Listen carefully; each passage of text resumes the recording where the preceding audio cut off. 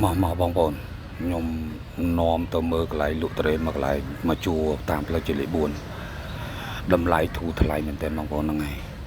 ខ្ញុំជិះកាត់អីនៅតែឆ្ងល់ថាហេតុអីបានមានតម្លៃត្រេន1គីឡូ10000រៀល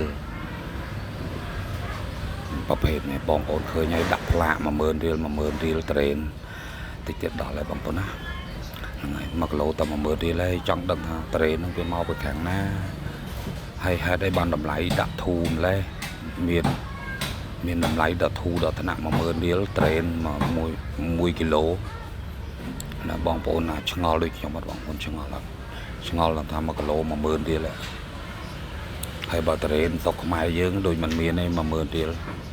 មានតែ20000ជាង30000ហ្នឹងហើយបងប្អូនណាដឹងជួយឆ្លើយផងបងប្អូនជួយឆ្លើយផងតាមមូលហេតុអីបានមានត្រេនតម្លៃ10000រៀលហ្នឹងហើយគាត់ណាឆ្ងល់តែប៉ុណ្្នឹងឯងបងប្អូនអត់មានរឿងអីធំដុំទេតែគាត់ណាឆ្ងល់10000រៀលទេ